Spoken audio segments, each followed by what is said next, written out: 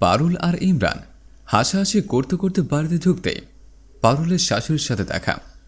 পারুলের শাশুড়ি ওদের দুজনকে হাসাহাসি করতে দেখে বললেন, বৌমা, তুমি এইভাবে একজন পরপুরুষের সাথে হাসাহাসি করতে করতে রাস্তা দিয়ে আসলা, মানুষ এতে কী বলবে? শাশুড়ির মুখে এমন কথা শুনে পারুল বললেন, আম্মা, ও পরপুরুষ হতে যাবে কেন? ও হচ্ছে আমার মামাতো ভাই, আর ভাই বোন কখনো পরপুরুষ হতে পারে না। পারুলের শাশুড়ি বললেন, বৌমা, একজন মেয়ে যখন সাবালক হয় এরপর থেকে বাবা, আপন ভাই আর স্বামী ছাড়া প্রত্যেক পুরুষ পরপুরুষ। পারুল বললেন, মা, ইমরান আমাদের মেহমান, আপনি ইমরানের সামনে এভাবে কথা বলতে পারেন না। পারুলের শাশুড়ি বললেন, বৌমা, আমি তো তোমাকে খারাপ কিছু বলি নাই। ইমরান আমাদের মেহমান, আমাদের বাড়িতে অবশ্যই আসবে। তুমি তো আর ইমরানের সাথে রাস্তাঘাটে হাসাহাসি করে বেড়াতে পারো না। ইমরান বললেন, পারুল, মাও ঠিকই বলেছে, তোর তো এখন বিয়ে হয়ে গেছে, আর এটা তোর স্বামীর বাড়ি।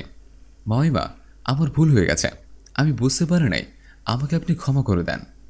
শাশুড়ি বললেন, বাবা, আমি সেটা বুঝতে পারছি, আসলে তোমাদের দুজনেরই এখন বয়স অনেক কম, তাই এই ছেলে মানুষে এখনো যায় নাই। বাবা, ভিতরে চলো। মাইমার কথা শুনে ইমরান ভিতরে চলে গেলেন। পারুলের শাশুড়ি বললেন, দেখো বৌমা, বাড়ির বউ মানে বাড়ির সম্মান, আর তোমাকে কতবার বলেছে পর্দা করো, হিসাব ছাড়া বাইরে বের হও না। তুমি তো মাথার কাপড়টা পর্যন্ত দাও না। যাও, আজানের টাইম হয়ে গেছে, উজু করে নাও, আমরা দুজন একসাথে নামাজ পড়ব। পারুল বললেন, দেখেন মা, আপনার এই জ্ঞান আর আমার ভালো লাগে না। আপনার নামাজ পড়া দরকার, আপনি নামাজ পড়ে আসেন, আমাকে আর জ্ঞান দেবেন না। পারুলের কথা শুনে পারুলের শাশুড়ি বললেন, বৌমা, অজু করলে যেমন হাত মুখ ফ্রেশ হয়ে যায়, তেমনি নামাজ পড়লে মনের ভিতরে কোনো ময়লা থাকলে সেই ময়লা পরিষ্কার হয়ে যায়, মন ভালো থাকে। পারুল বললেন, আপনার মন ভালো করা দরকার, আপনি ভালো করেন, আমাকে নামাজ পড়ার জন্য জ্ঞান দেবেন না। এই কথা বলে পারুল বাড়ির ভিতরে চলে গেল। মা দীর্ঘ একটা শ্বাস ফেলে অজু করার উদ্দেশ্যে চলে গেলেন। এদিকে খাটের উপর মন খারাপ করে পারুল বসে আছে। পাশে এসে মুন্না বসলেন। পারুলের মন খারাপ দেখে মুন্না বললেন, কি ব্যাপার, মন খারাপ করে বসে আছো কেন? পারুল বললেন, তোমার মা আমার সাথে যা শুরু করেছে, আমি তোমার মার ব্যবহারে অতিষ্ঠ। মুন্না বললেন, মা কি বলেছে? পারুল বললেন, তোমার মার দিনরাত আমার পিছনে লেগে থাকে, আমি কোথায় যাই, কী করি, কার সাথে কথা বলি, নামাজ পড়লাম কিনা আর সারাক্ষণ জ্ঞান দিতেই থাকে। মুন্না বললেন, মা বাড়ির মুরব্বী, তোমাকে না, শুধু বাড়ির সবাইকে দেখাশোনার দায়িত্ব ওনার। আর জানো তো, মা 5 ওয়াক্ত নামাজ পড়ে, আমি যদি 1 ওয়াক্ত নামাজ কাজা করে আমার সাথে মা রাগারেগি করেন। আমি মুখে দাঁড়িয়ে রাখি নাই, এটার জন্য মা আমাকে চাকরি ছেড়ে দিতে বলে। জানো তো, আমি যে অফিসে চাকরি করি এই অফিসে দাঁড়িয়ে রাখা যায় না, এখন জীবিকার তাগিদে চাকরিটা ছাড়তেও পারে না, তাই দাঁড়িয়ে রাখতেও পারি না।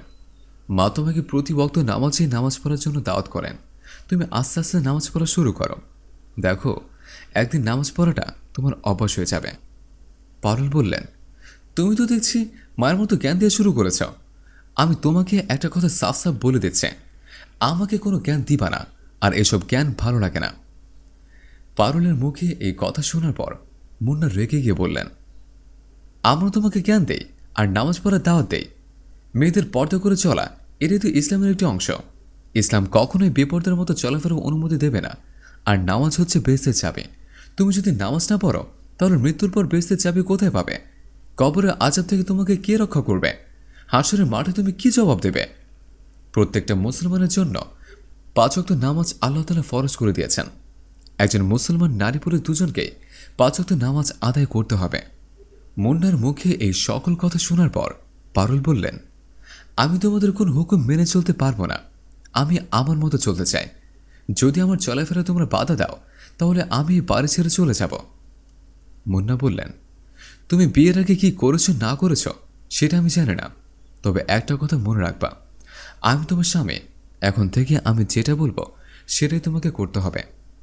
মুন্নার মুখে এই কথা শুনে পারুল রেগে গিয়ে মুন্নার সাথে ঝগড়া শুরু করে দিল। কিছু সময় ঝগড়া করার পর কাপড়ের ব্যাগ নিয়ে পারুল রুম থেকে বের হয়ে গেলেন। বাড়ি থেকে বের হতে যাবে এমন সময় মুন্নার বাবার সাথে দেখা। মুন্নার বাবা বৌমার হাতে কাপড়ের ব্যাগ দেখে জিজ্ঞেস করলেন, কি ব্যাপার বৌমা, কাপড় চোপড় নিয়ে কোথায় যাও? পারুল বললেন, আমি আপনাদের বাড়িতে আর থাকতে চাই না। আমি আমার বাবার বাড়ি চলে যাচ্ছে।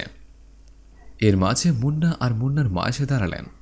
মুন্নার মা জিজ্ঞেস করলেন, কি হয়েছে মা, তুমি নাকি বাড়ি ছেড়ে চলে যাচ্ছ? পারুল বললেন, হ্যাঁ, আমি চলে যাচ্ছি। আপনারা কোনো চিন্তা করেন না, আমি বাড়িতে গিয়েই আপনার ছেলের তালাকনামা পাঠিয়ে দেব। মুন্নার মা বললেন, বৌমা, এ তুমি কি বলছ? তোমার মাথা ঠিক আছে? পারুল বললেন, আমার মাথা ঠিকই আছে, আমি আপনাদের হুকুম মেনে থাকতে পারবো না।